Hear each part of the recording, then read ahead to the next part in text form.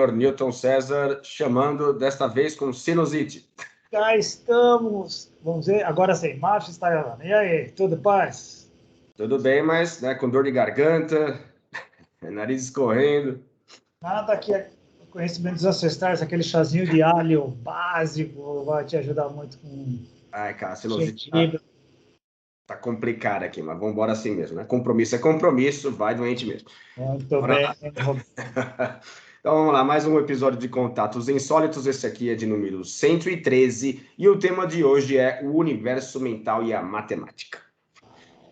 Cara, dessa vez eu creio que eu tenha tido esse insight sozinho, embora sempre tem um mas, né? Não existe essa coisa da tábula rasa, né? A gente pensa assim em termos de imaginação, né? A gente parte do princípio de que a gente está tirando um coelho da cartola e as coisas não são assim, né? Então, muito obviamente, eu devo ter lido várias coisas, fiz várias associações, várias conexões, e isso de forma inconscientemente brotou no formato de um insight, né? Passando, né? Saindo da esfera inconsciente, adentrou na esfera da minha metacognição e eu consegui observar isso como um insight, mas muito provavelmente fui influenciado por leituras, vídeos, sei lá o que, né, cara? Mas, de qualquer maneira, até onde eu consigo rastrear isso, eu não consigo identificar uma fonte corretamente. Mas o que é isso, de fato? É aquela ideia de que, como que a matemática, sendo um sistema que não é encontrado na natureza, né, se alinha tão perfeitamente, né, com a realidade, com o próprio mundo natural, né? E então estava pensando sobre isso, né? E daí caiu essa ficha, né? Porque assim, a matemática, você não vê assim números nascendo em árvores, né? Então assim, você não consegue imaginar um vale. Eu não sei, talvez os matemáticos tenham esse tipo de abstração de conseguir, né, observar a natureza e ver números ali, né? Mas sei lá, um rio de algoritmos, sei lá, um oceano de funções, sei lá, gráficos.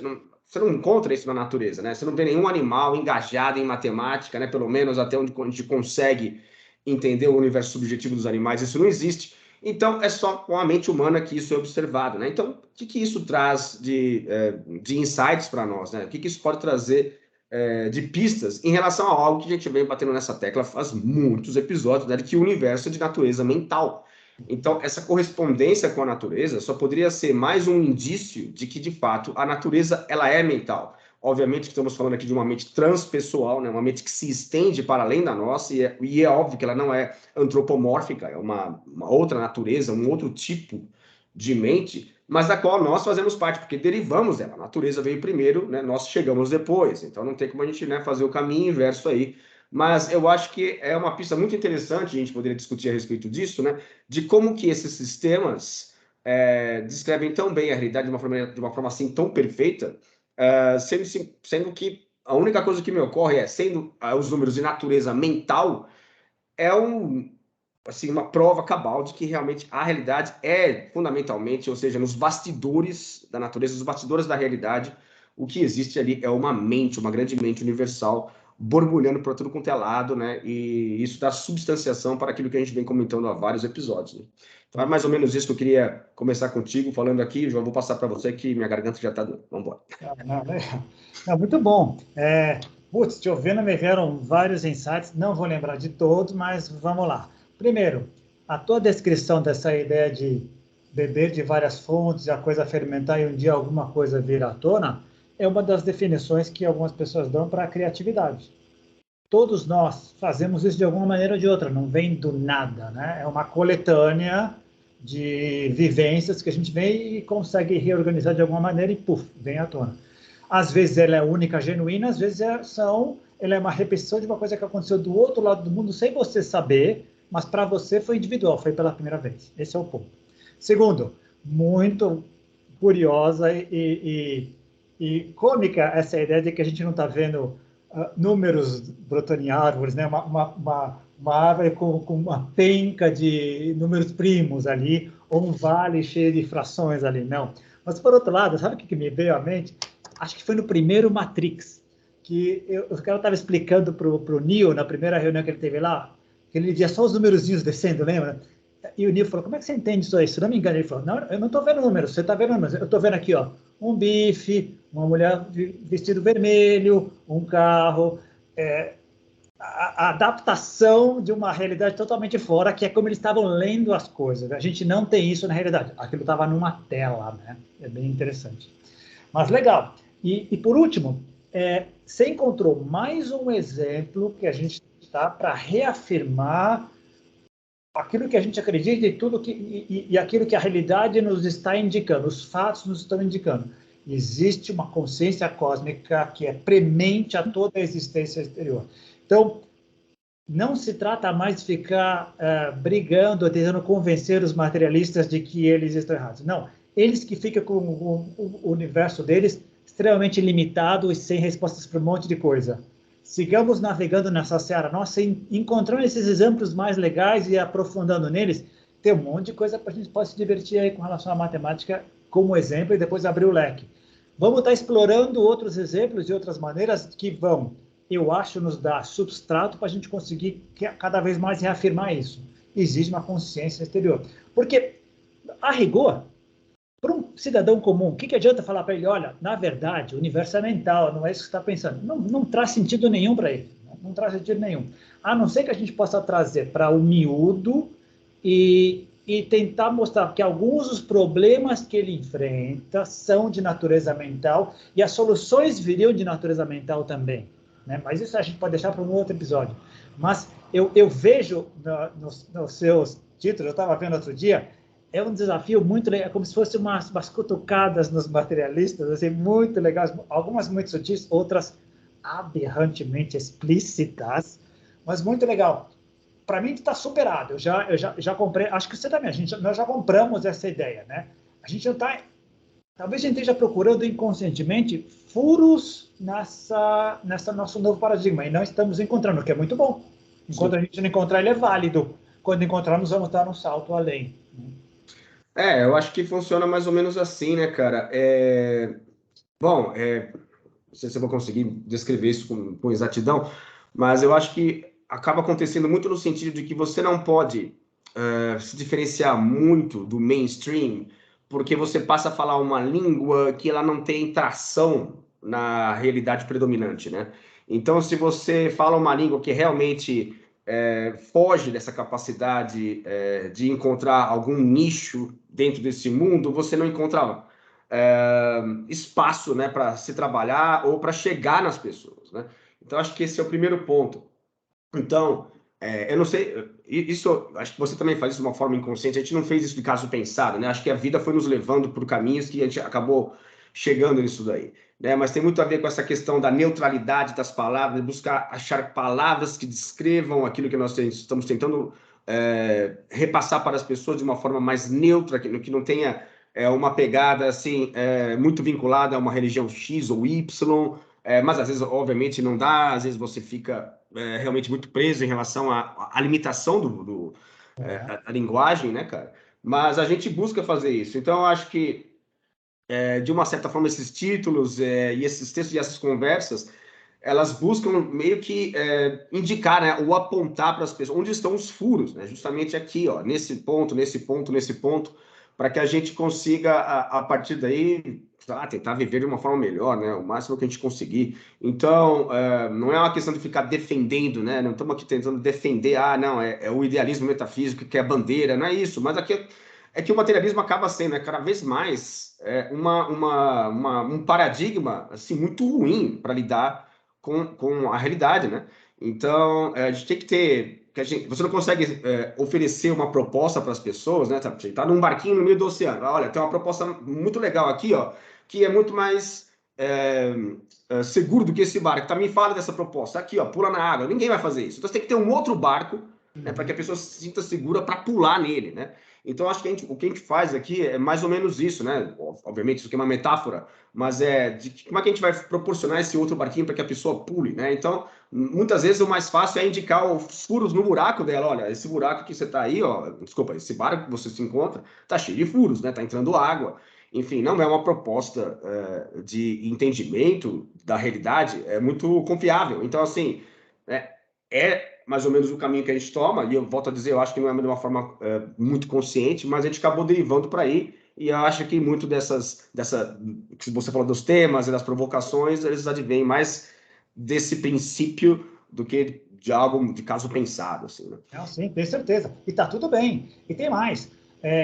Isso advém também do quê? Da nossa necessidade e da impossibilidade de convivermos com outros tipos de pessoa.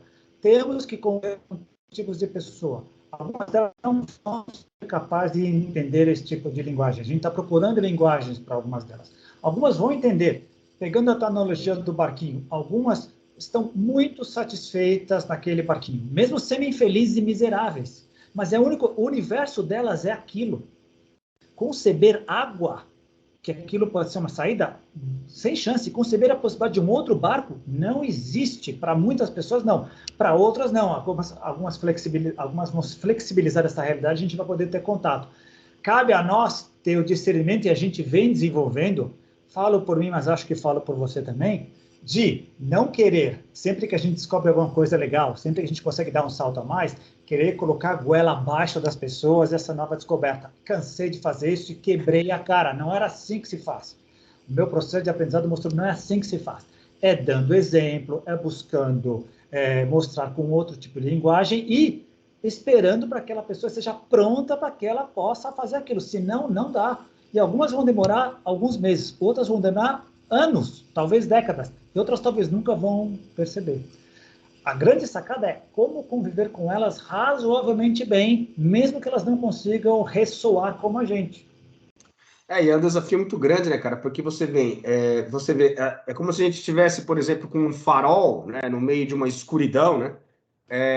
Meio que indicando um caminho, né? Tipo assim, e quem vai dar sorte de quem conseguir, porque a gente está aqui num canal com pouquíssimos seguidores, né? Então, assim, lógico que tem outros faróis por aí, as pessoas, né, vão encontrar aqueles faróis que mais se adequam ou que mais respondem às suas necessidades, né? Mas a gente não pode fazer muito mais do que isso, né? Simplesmente, né, assim, mostrar um caminho, né, e dizer, olha, tá aqui, ó, esse caminho é mais um deles, né?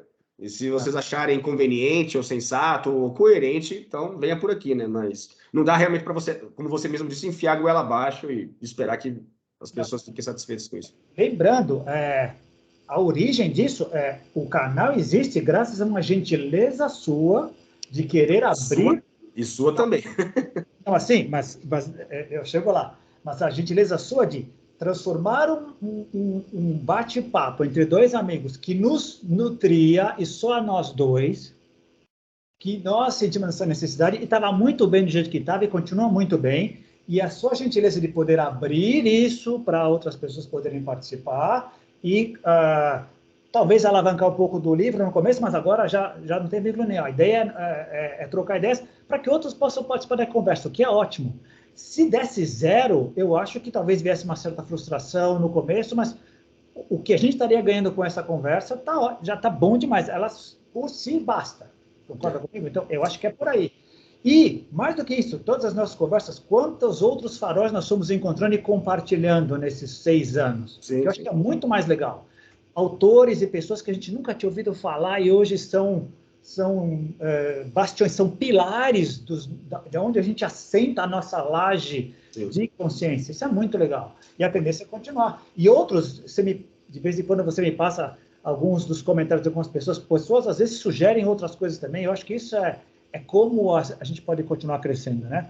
Mas a ambição seria essa, mais do que o canal, na vida. Você e eu, nós temos amigos que não compartilham de muitos desses papos aqui, mas são pessoas ótimas.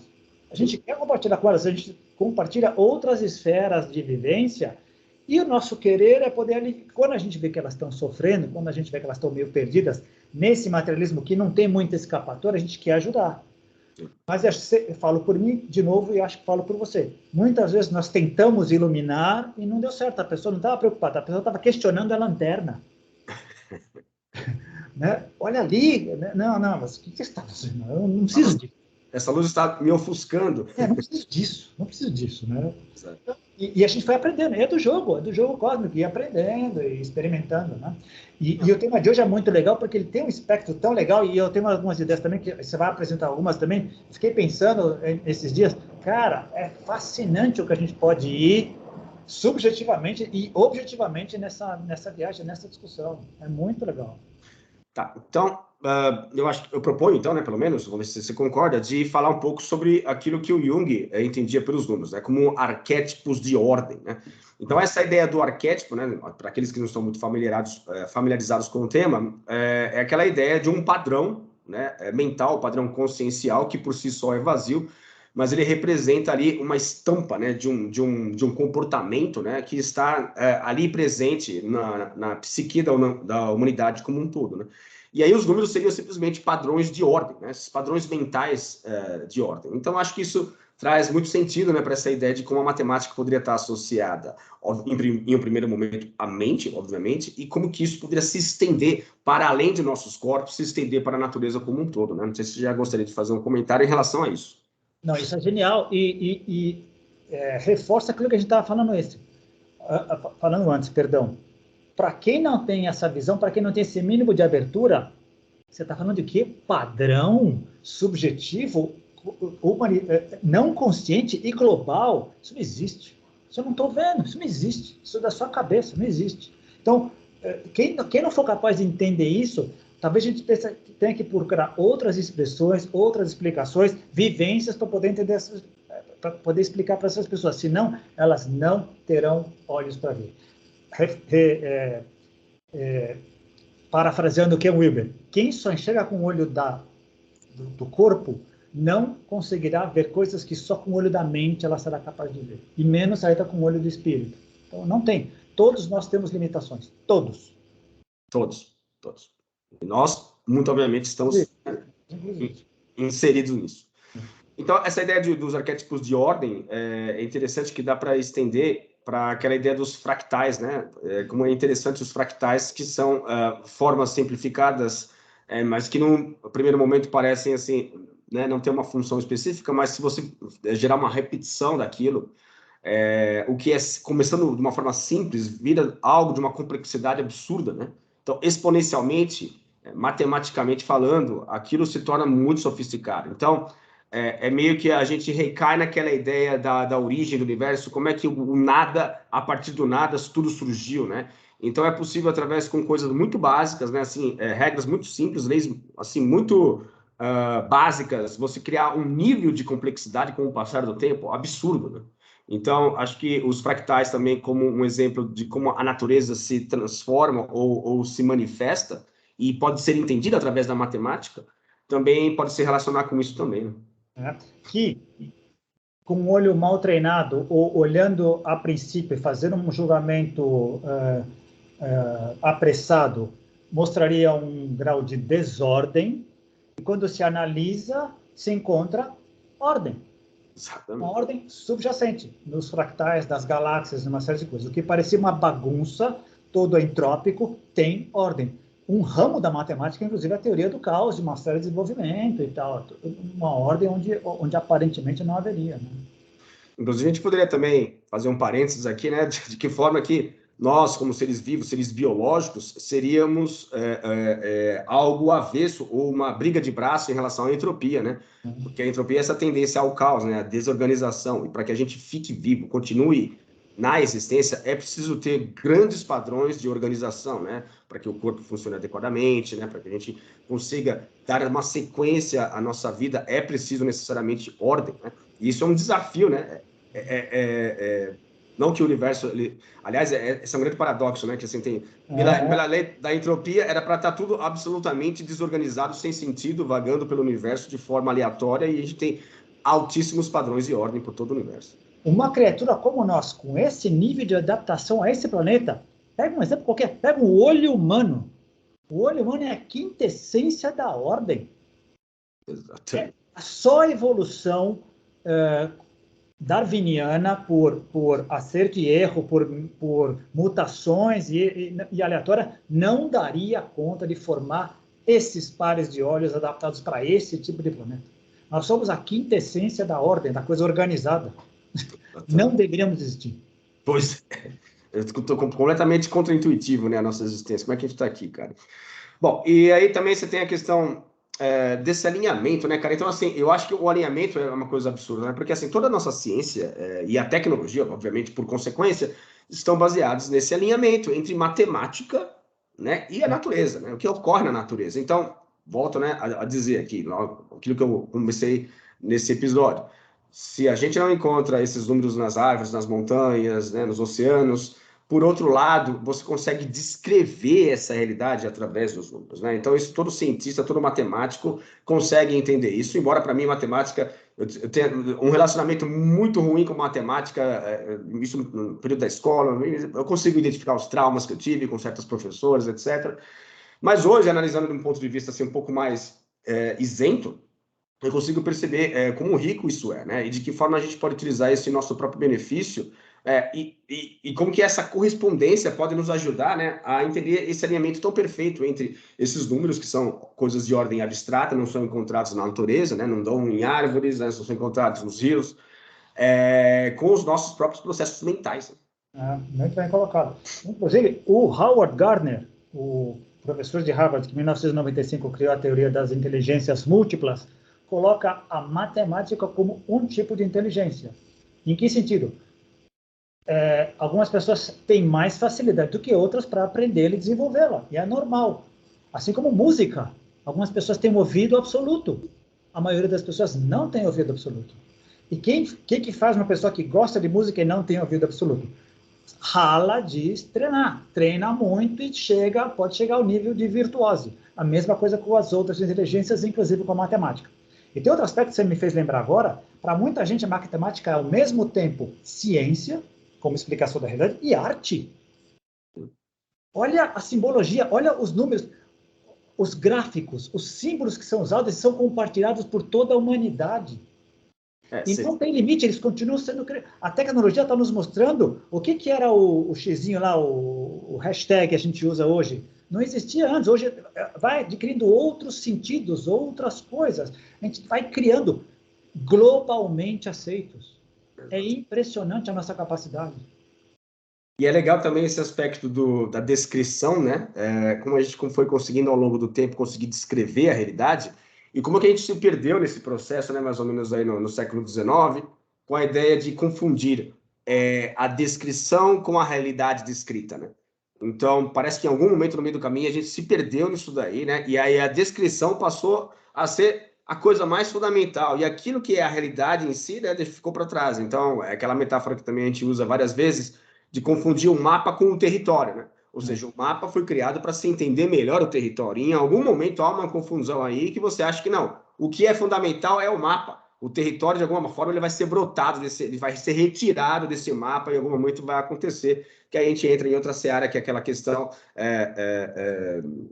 de como a consciência ela não pode ser derivativa dos processos metabólicos cerebrais, né, cara? Então, que é o problema difícil da consciência, etc. Não, é legal. E sabe o que você me fez lembrar agora? O termo virtual ficou famoso depois do advento da tecnologia, da internet, uma série de coisas. Mas talvez essa confusão entre território e mapa já seja um princípio de confusão. Isso vem desde muito tempo, de séculos, do começo da ciência e tal. Já era o prenúncio da confusão entre real e virtual. Sim. Mas eu não sei até que ponto também a gente poderia especular se esse poderio, esse poder todo que a matemática deu à humanidade, né, de conseguir descrever com tamanha precisão, né, a realidade existente, inclusive a nós mesmos, né, deu essa falsa impressão de que, poxa, então a resposta para tudo está aí, então esse é o fundamento, na verdade, e não aquilo que eu estava buscando no início, que era entender a realidade ao meu redor. Né? Eu acho que essa é a armadilha de Descartes e Newton. Apesar de darem conta de boa parte da realidade com R minúsculo, e dão mesmo. Sim. Tudo cartesianamente e as equações da mecânica clássica, não dá conta da realidade com R maiúsculo. Primeiro, porque ela é intangível. Ao contrário do que as pessoas dizem, a relatividade de Einstein e a mecânica quântica não desprezaram a mecânica clássica. Ela continua válida aí. É que no universo subatômico, e a gente está descobrindo que talvez nesta parte da realidade que é subjetiva, outras leis existam que não estavam sendo vistas, né? Mas a grande problema foi esse. No momento que se descobrem equações que mostram onde é que estão os planetas, que se consegue prever eclipses, qual é a ideia? O universo é uma máquina. Eu consigo entender como todas as máquinas funcionam. Beleza, vou tentar entender como a natureza funciona, porque ela deve ser uma máquina. E mais, eu devo ser uma máquina. Eu, pessoa, devo ser uma máquina. Então, deve ter uma explicação mecânica para isso. Essa foi a grande arapuca. Porque acho que talvez tenha gerado um fascínio, né? E uma falsa ideia de que essa previsibilidade nos dá o poder de entender tudo, de manipular tudo, né? E a gente achar que já entendeu tudo também, né? Que é uma consequência natural, mas que é extremamente perigosa. Exato. E você falou uma coisa que é muito legal agora. A previsibilidade nos deu aquilo que a gente adora, conscientemente ou inconscientemente, sensação de controle. Eu não vivo bem se eu não controlo. Eu vivo mal onde existe a possibilidade do improvável, do imprevisto, do acidente. Por isso que a gente criou esses termos, né? Do incidente. Eles existem. Não é confortável. Quanto mais eu tiver a sensação de controle, melhor eu vivo. Ótimo. E por grande parte da realidade com R minúscula, a gente consegue. Eu consigo prever terremotos, consigo prever eclipses, bárbaro. Consigo prever o que pode acontecer num choque, é legal. Mas no interior aqui, meu amigo, é outro universo, para começar. E mesmo o universo exterior tem outras coisas acontecendo que nós não estamos vendo. Os neutrinos, os quarks, os muons estão aí com outras leis. A não localidade nos deixa louco. A não causalidade nos deixa perdidaço. E outras coisas que desafiam essa lógica toda, né? Até, por exemplo, você tem os fenômenos que até pouco tempo eram chamados de OVNIs, né? E agora você tem essa onda aí, que não dá... Eu pensei até, inclusive, em sugerir isso como tema, cara, mas assim, eu fico muito perdido, cara, porque hoje em dia está muito complicado você fincar a bandeira em algum terreno que seja mais, assim, tem uma estrutura mais sólida, cara, porque é tanto desvio, né, cara, é tanta distorção, fica complicado. Mas, assim, o que eu acho que tem a ver com esse papo é justamente que esses fenômenos, eles desafiam, inclusive, a própria lógica, né? Então, aquilo que nós entendemos por realidade, né, por leis imutáveis, né, coisas que não mudam ao longo do tempo, esses objetos estão aí justamente para provar que, olha, realmente vocês estão, né, assim, obviamente, volto a dizer, né, o Newton criou, não você, né, mas o cara que inspirou o seu nome. Continua um gênio. Ele, na época dele, obviamente, foi uma revolução e foi através de toda a física newtoniana que a gente conseguiu colocar gente na Lua. Mas, obviamente, depois veio o Einstein, né, e teve que chegar e dizer assim, olha, gente, é uma narrativa que foi válida, foi conveniente, foi útil, mas ela por si só ela não explica tudo. Existem outras coisas ocorrendo, e a gente vai ter que dar uma esticada nisso aí, dar uma abrangência um pouco maior, porque só ficar nessa lei newtoniana a gente não vai conseguir explicar outras coisas que estejam acontecendo. E esses fenômenos que estão acontecendo agora, eles batem justamente nesse aspecto de que, opa, tem coisa aí desafiando leis básicas da física que, né, ninguém consegue explicar, e aí todo mundo fica, né, de cabelo em pé diante de situações como essa, que, cara, é um dos maiores enigmas da atualidade, sempre foi, né, na verdade. Mudaram o nome, não sei porquê, só piora a situação. Acho que ele não traz nenhuma contribuição significativa essa mudança de nome, né? UAP, né? Mas, enfim, se trata da mesma coisa. Esse aspecto é legal, porque pessoas como nós, por exemplo, cada um na sua esfera, né? Acontece alguma coisa que chama a atenção, cada um vai ser procurado para tentar dar um palpite, uma ideia, uma explicação, uma luz nos assuntos. Que a gente que está nessa esfera há algumas décadas, provavelmente fomos bombardeados nesses últimos dias. Pô, o que você acha? O que está acontecendo e tal? E eu tenho visto, assim como você, várias pessoas se pronunciando. Eu acho que a coisa mais madura a se dizer, calma, agora não é o momento de tomar a decisão, não sabemos o que é, vamos esperar decantar o caldo para ver o que sobra. Mas tá pululando gente que já está cravando em qualquer dos espectros. É tudo manipulação humana, é tudo falso, nada é verdadeiro. Não, é tudo extraterrestre. A invasão iminente que pensávamos que ia acontecer está acontecendo já. E provavelmente não é nada disso, é uma mistura de uma série de coisas, de narrativas. O mundo é muito feito por narrativas. Nosso ego, nós somos narrativas de nós mesmos o tempo inteiro e brigamos por causa disso, né? A ponderação de poder. Eu estava pensando na meditação de hoje, sabe que a ideia que me veio? Nós precisamos exercitar melhor a atividade de apenas observar. Sim. Por que a gente tem que estar toda hora dando um veredito para as coisas? Observa sem julgar. Exatamente. Cara, esse é um dos princípios meditativos mais prementes, né, cara? Observa, diga não sei, diga agora não, me dá um tempo, talvez daqui a 10 dias, talvez daqui a 10 anos, talvez nunca, mas cravar agora por uma... De novo, subjacente a isso está aquela ação de controle. Se eu der uma resposta agora, se eu me satisfizer com isso, eu relaxo. Tem que ver o próximo furo, eu tento me dizer. Não, de novo, conviver com a dúvida, né? Isso é para poucos, isso é uma coisa que tem que ir aos poucos. E o pior é que isso acontece desde que nascemos. Desde que nascemos, sabemos que vamos morrer. Não sabemos quando nem como, mas é a dúvida. Mas escapamos, não comentamos o assunto, vira tabu, colocamos ali, mas é a dúvida subjacente. Deveria ser o nosso norte para mostrar tudo é efêmero, tudo é transitório. Exato. Então, inclusive as nossas próprias conclusões. Eu acho que recai um pouco nisso que você está mencionando aí também, essa ideia da narrativa, acaba reforçando também um pouco a ideia dessa, não só dessa temática aqui, mas de muitos outros episódios que a gente vem travando aqui nesse canal, de que é a ideia de que o universo ele não pode ser nihilista. Né? A realidade ela não pode ser nihilista, ela não pode ser simplesmente um acidente de percurso que não tem pé nem cabeça. Por quê, cara? Assim como a matemática, né, possui toda uma lógica em particular, e ela, né, parece dar-nos a entender, ou insinua pelo menos, né, de que a realidade é mental, só faz sentido as coisas para nós, seres humanos, né? Vamos ficar aqui, porque se a gente entrar na esfera do reino animal, aí vai ficar mais complicado a gente conseguir nadar nessas águas, que é a ideia de que só faz sentido para nós narrativas. Ou seja, um universo ou uma realidade sem narrativa, ou seja, sem sentido, né? Sem uma história, para a gente fica, sabe, uma coisa simplesmente que você não consegue entender ou não consegue lidar com aquilo. E eu acho que aí esse tipo de fenômeno é justamente isso, e é essa necessidade das pessoas de ficarem inquietas diante de um evento que elas desconhecem, ou porque esse evento desafia tudo aquilo que nós conhecemos, de já querer apressadamente construir historinhas, né, para dar sentido àquilo, né? Tamanho é o nosso desespero pelo sentido, né? E como o materialismo, eu estou fazendo um link com todas as coisas, tá? Que a gente está falando aqui. E o materialismo, ele acaba sendo extremamente pernicioso porque ele tira todo o sentido, né, das coisas. Ele fala, a vida não tem sentido algum, é tudo um acidente de percurso, somos aqui, né, de forma, por um capricho do destino, a gente está aqui agora conversando.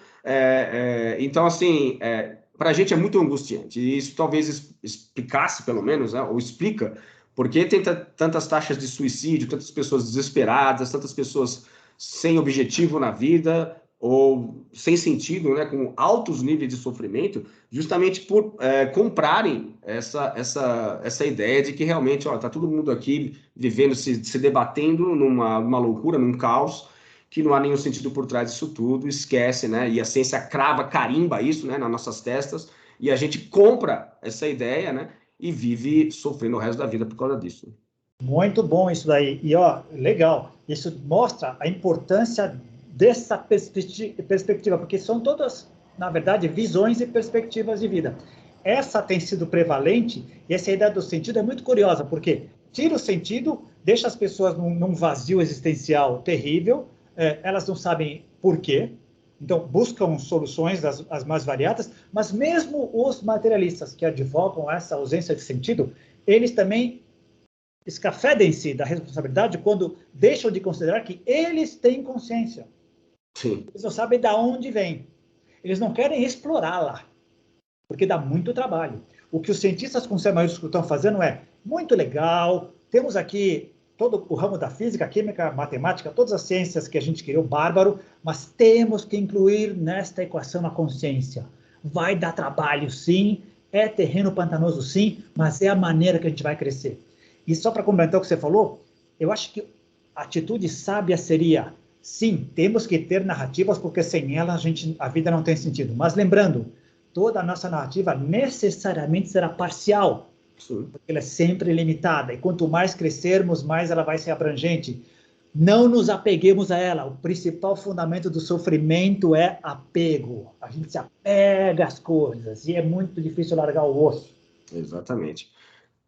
Diga lá.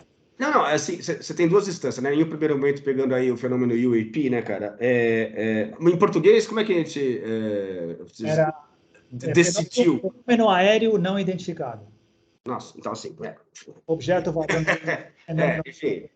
Mas, enfim, A diferença é que antes era um objeto e agora é um fenômeno, pode ser só uma luz, tal. talvez por esse sentido, faça mais sentido, talvez por causa disso, não necessariamente é um objeto, né? Mas, enfim, eu acho que gera mais um desserviço do que um serviço, mas tudo bem. Eu acho que, assim, num primeiro momento, cria-se esse problema que você mencionou, porque não há dados o suficiente para você criar essa história, essa narrativa, né? E aí, talvez, em um primeiro momento, aquilo que você havia mencionado no início, que é a falta de hábito de se conviver com a dúvida, né, gera um problema inicial, né? E aí o desespero de tapar esses buracos, né, com histórias e narrativas, ele acaba ocorrendo, e aí gera um segundo problema, que é isso que você mencionou depois na sequência, que é o apego às narrativas criadas, né? Ou seja, então agora você vai ter a turma da ufologia clássica, falar, não, isso aí são naves extraterrestres e ponto final, acabou, eu sempre estive certo, finalmente, né, vou ser reconhecido, né, vão parar de tirar sarro de mim, né, vou parar de falar que eu estou conversando com homens verdinhos, né, e piadinhas de mau gosto. E você vai ter o pessoal da área militar, né? Não, isso aí simplesmente são armas sofisticadas do oponente, etc. Então, cada um vai estar puxando a sardinha para o seu lado e dando a explicação ou a narrativa mais conveniente, né? E o problema vai ser se apegar a essa narrativa, sendo que a gente não possui elementos ainda o suficiente para, né, dizer se é isso ou se é aquilo. E aí você me fez lembrar uma coisa muito legal que o pessoal da teoria integral advoga. Quando você tem essas narrativas, o apego, quando a gente tem o apego para qualquer coisa, a gente se comporta como tribos. Tribo é nível de consciência egocêntrico e etnocêntrico. E, por definição, tremenda dificuldade de comunicação. Porque se eu sou tribo, a minha tribo é a verdadeira e a legítima, é a que importa. O resto, em princípio, é inimigo. Enquanto não os conhecermos e tratarmos de um acordo de paz, é inimigo. Daí as guerras culturais de hoje. Os apegos. Estamos apegados a todas as coisas. Esporte, política, economia, em todos os aspectos. E essa vai ser outra narrativa delas. A gente vai ficar discutindo, até o próximo escândalo mundial, nós vamos ficar discutindo o que é isso. Provavelmente as pessoas vão estar discutindo entre é isso e não aquilo, quando provavelmente a realidade com R maiúsculo é tudo isso e mais um monte de coisa que a gente não está veiculando ainda, tudo está no mesmo pacote, mas vamos perder tempo, energia, amizades serão desfeitas, as pessoas perderão suas crenças, enfim, muito de negativo, entre aspas, negativo virá a acontecer. Tomara que muitos de nós aprendamos as lições, mais uma vez, de que talvez seja só um aspecto de algo muito maior. Será que vale a pena estudar? Será que vale a pena dar um passo atrás e tentar olhar como observador, sem fazer um julgamento? O que será que pode significar? Né? E só para voltar um pouco na matemática, não sei por que me veio agora, perguntaram para o Ken Wilber uma vez, de onde vem a matemática? É uma coisa mental? Ele falou sim e não, na opinião dele, né? Sim e não. Por quê? Como construção subjetiva é mental. Mas, segundo ele, ele parte do princípio de como partem as tradições orientais, as tradições espirituais em geral, de que o processo da consciência cósmica, do profundo, ele se desdobrou até o Big Bang para depois ir para frente. No desdobrar, consciência não dual, alma, mente, corpo, vida, matéria, Big Bang, bum, volta. E aí a gente está nesse caminho de voltar até a consciência cósmica. No desdobrar, ele disse que ele vai deixando traços em cada momento em que, quando a gente está voltando pelo caminho, esses traços estão lá e a gente reconhece. Então, não é à toa. A genética não criou à toa a vida. Não, estava lá na involução e quando a gente estava voltando pelo caminho, puf, estavam as coisas lá. Olha o que ele fala, que eu achei muito legal. Ele faz uma diferença entre o que existe e o que subexiste. Por exemplo, os nossos amigos ancestrais, há 100 mil anos, 200 mil anos, eles eram formados por átomos, moléculas, órgãos, etc., como nós? Sim. Tinham consciência disso? Isso subsistia neles. Os átomos, as moléculas subsistiam neles. Para nós, existe. Nós sabemos que existe. Nós lidamos com isso. Hoje, tudo que para eles não entendia, e a gente entende hoje, para o pessoal do futuro, muitas coisas subsistem em nós, nós não estamos enxergando ainda. A turma lá na frente, olhar para trás, como eles eram ignorantes, né? Então, segundo ele, a matemática era uma dessas coisas que subsiste, a gente foi descobrindo, interpretando a realidade. E sabe o exemplo que ele acha muito legal? O princípio antrópico. Sim. Quaisquer das constantes cósmicas, 1 milímetro diferente, nada disso existiria. Então, e nós descobrimos matematicamente, nós somos capazes de enxergar isso e dar proporção, equação, porcentagem. Olha que louco! Ela estava lá, a matemática estava lá, a relação das coisas estava lá. Nós descobrimos isso. Isso é genial, cara. Nós criamos termos, nós criamos símbolos, nós criamos uma linguagem que todo mundo pudesse entender, uns mais, outros menos. Isso é genial. Isso é genial.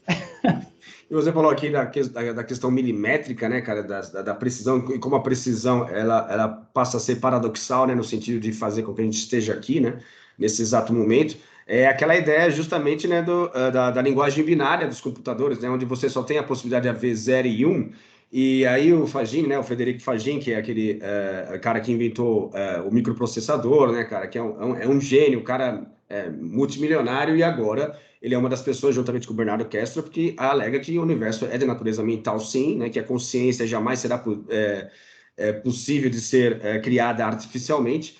E ele estava vendo uma entrevista dele também, isso me fez lembrar sobre o que ele estava falando nessa entrevista, que é essa ideia de que no computador convencional, se você só tem um bit, né, que é ou 0 é 1, você não tem a possibilidade de ter ali uma matemática de 0,9, por exemplo, ou 0,8, né?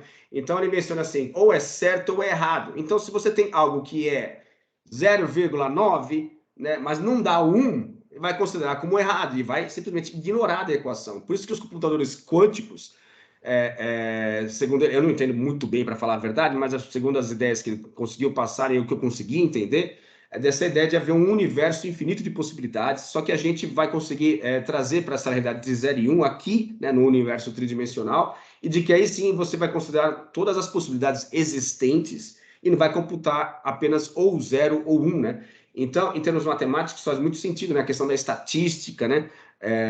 Também para entender o universo quântico, que o universo quântico é estatístico, não é determinístico, também entraria nessa situação onde você, em um primeiro momento, achou que a realidade era assim, né?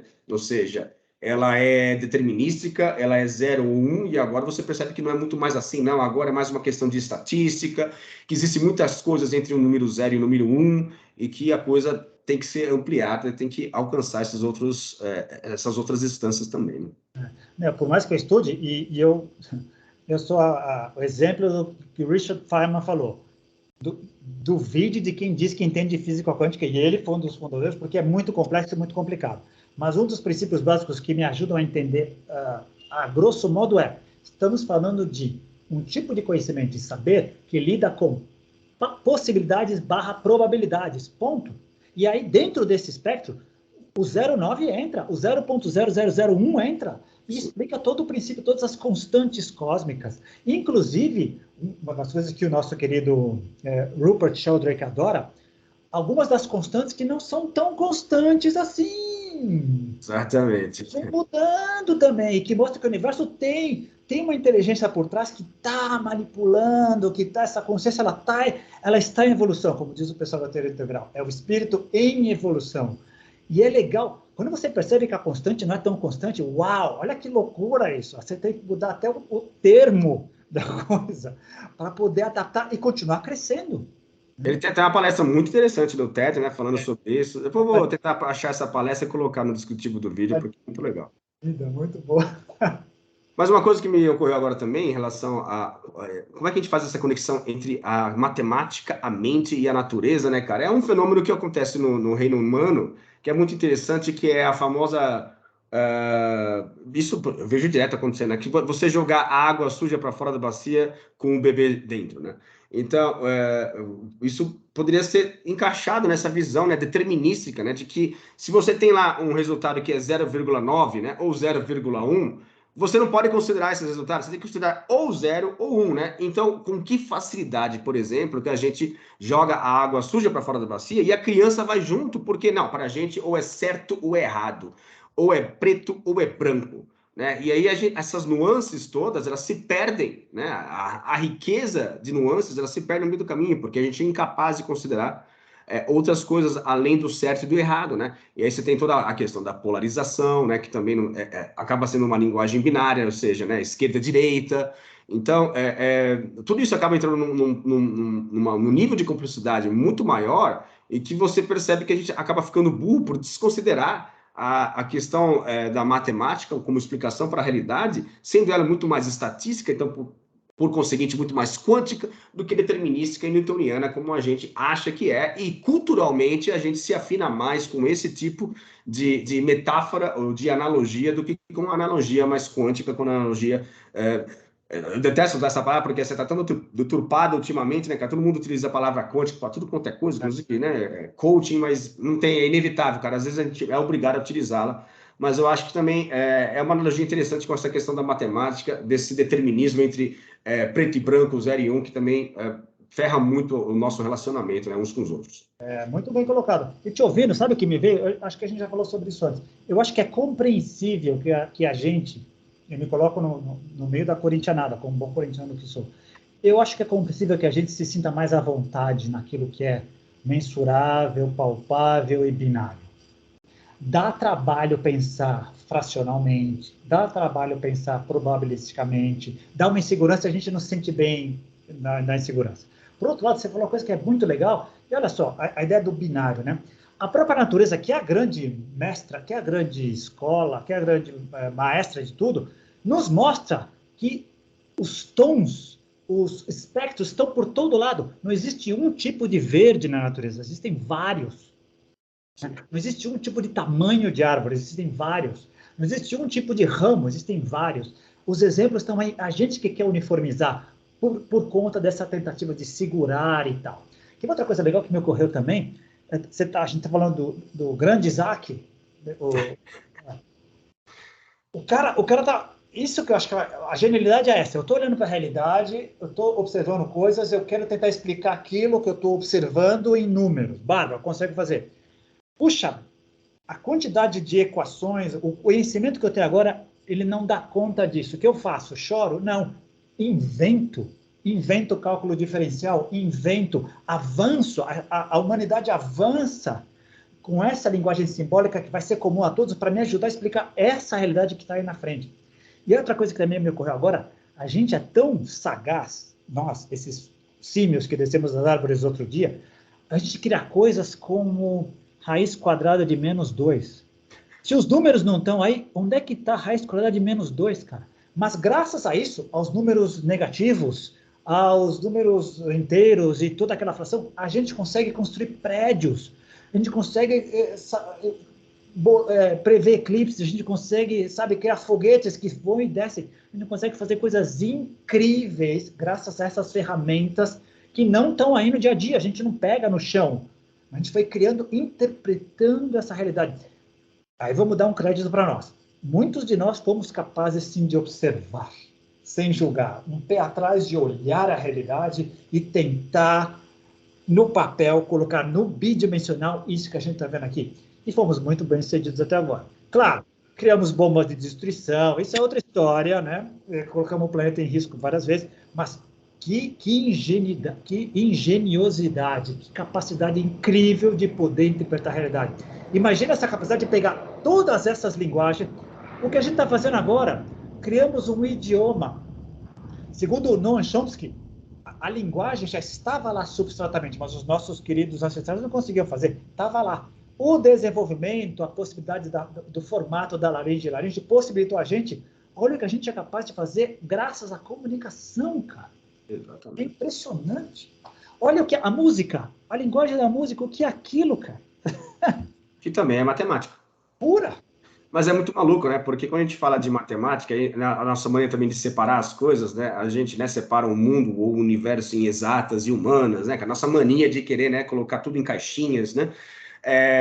Por um lado, a música é matemática e, por outro, ela é completamente emocional. Ou seja, por um lado, ela é exata, óbvio. Mas, por outro, ela é completamente inexata, porque envolve emoção, o que isso evoca, por que algumas pessoas reagem à música de uma forma diferente de outras, né, cara? E é completamente emocional e foge. Então, eu acho que há esse alinhamento também entre matemática e mente, né? Porque tudo que entra para dentro do campo da percepção, né? Não importa se é emoção, não importa se se é uma percepção, né?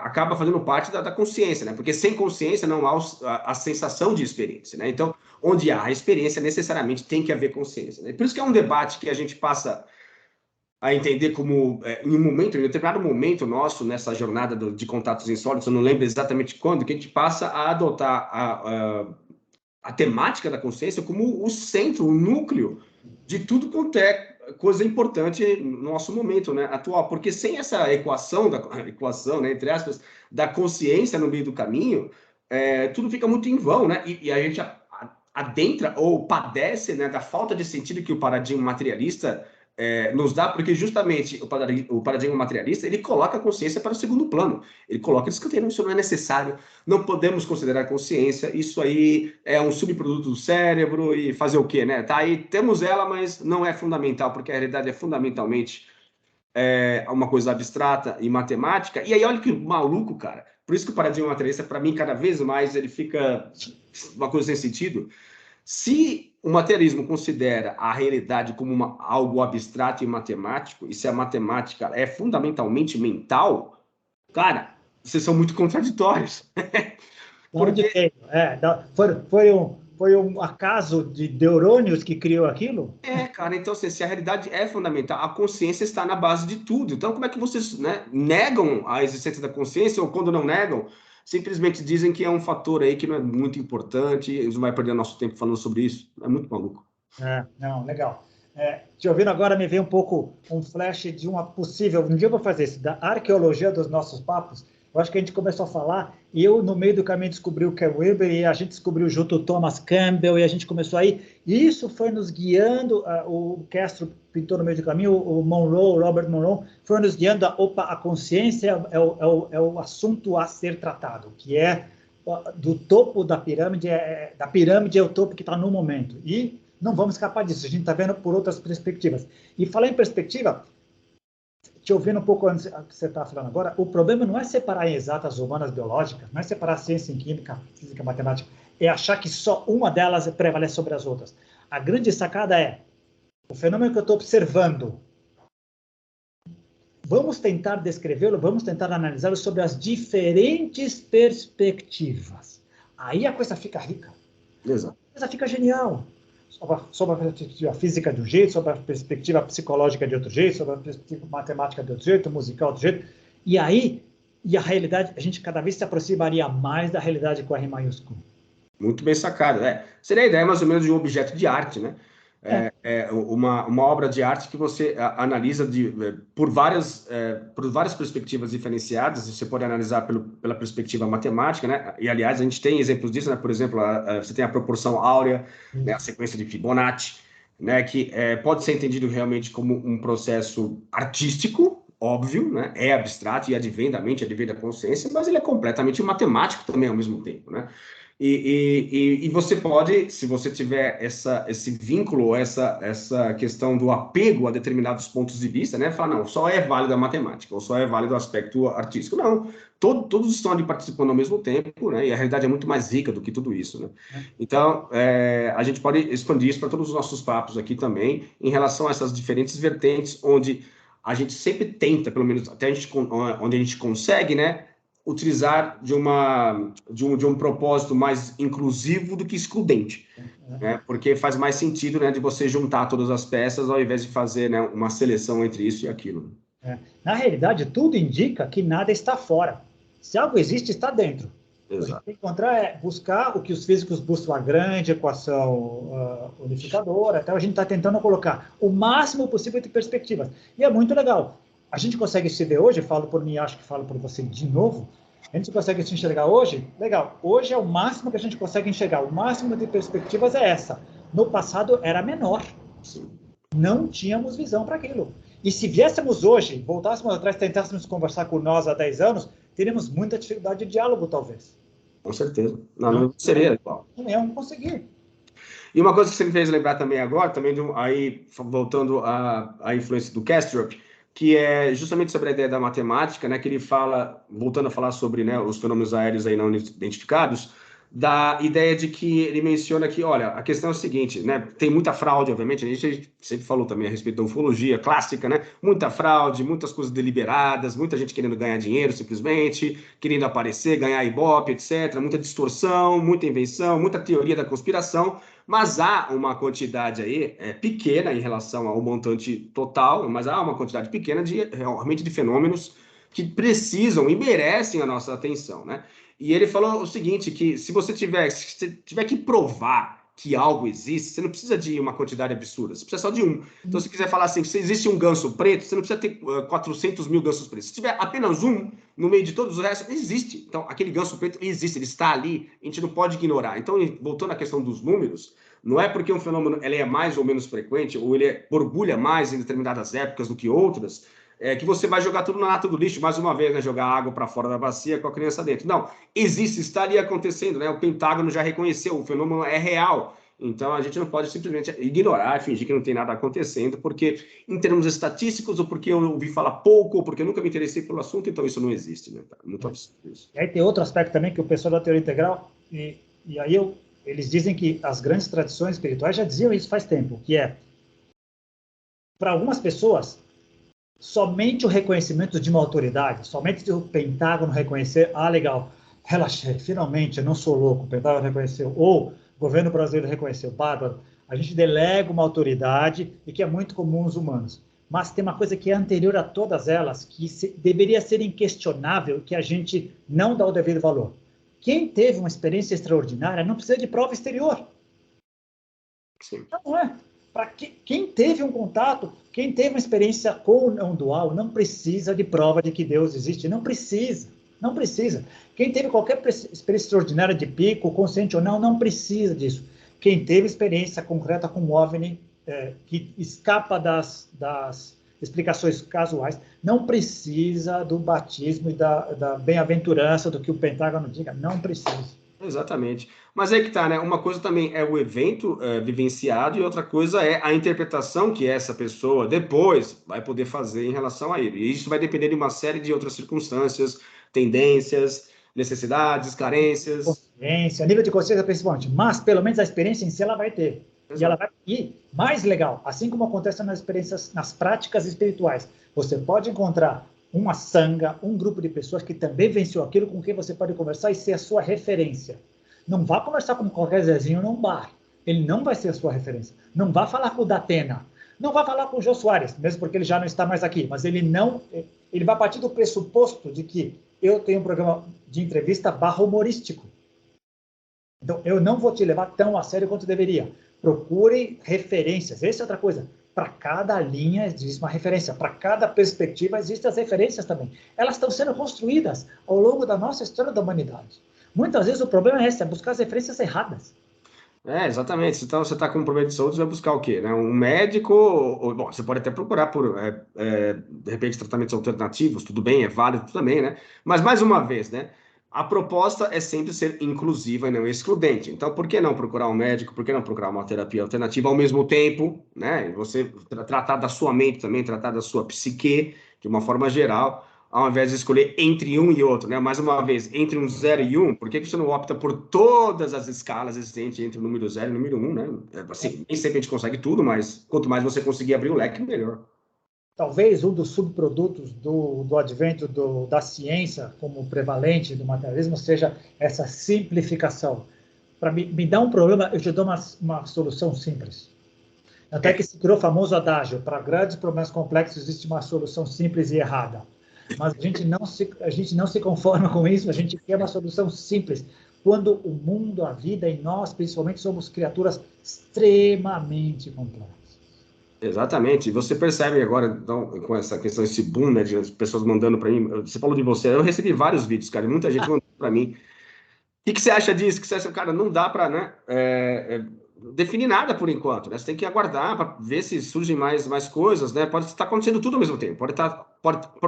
E essa que é a magia, na verdade, da coisa, né? Que talvez que a matemática, que é o tema principal desse papo, nos ajude a entender que, de repente, está tudo acontecendo ao mesmo tempo, né? A própria, o Ken Wilber, né? O pessoal lá da teoria integral também menciona isso, né? De repente está tudo acontecendo. Então, tem um fenômeno de verdade ocorrendo, tem boato, tem gente se aproveitando disso, tem gente fazendo mídia, fazendo notícia, tem gente, né, conseguindo tráfego para o seu site, tem gente se beneficiando, tem gente mentindo deliberadamente e está tudo acontecendo ao mesmo tempo. E aí? Muito legal. E olha só, e até para fechar com o negócio da matemática. A matemática é tão fantástica, tudo que você falou dá a ideia do infinito. Quantos números existem entre o 0 e o 1? Infinito. E onde é que eles estão na natureza? Mas a gente tem isso, a gente tem essa sensação. Tudo que a gente puder dizer, no momento que a gente diz, ele existe. Né? Então, todas essas possibilidades e mais outras que a gente vai criar agora estão aí. A nossa necessidade diz, cara, mas me dá a verdade, me dá a explicação. E a gente tem que se considerar que talvez nunca a encontremos. Sim. Ou talvez ela seja isso, mais isso, mais isso, mais isso, mais isso, e mais um monte de coisa que nós vamos descobrir daqui a 5, 10 anos. Bem, muito bem. Então é isso, né, cara? Deu certinho, 1 hora, deu certo aqui. Então, mais uma vez, gostaria de agradecer pela sua participação sempre impecável e insubstituível. E pedir para as pessoas também curtirem o canal, fazerem seus comentários, porque isso ajuda, né, o canal a ficar cada vez maior, cada vez mais popular. E até o próximo episódio de Contatos Insólitos, cara. Um grande abraço. Valeu, Roberto. Se cuida aí. Valeu, tchau, tchau. Tchau.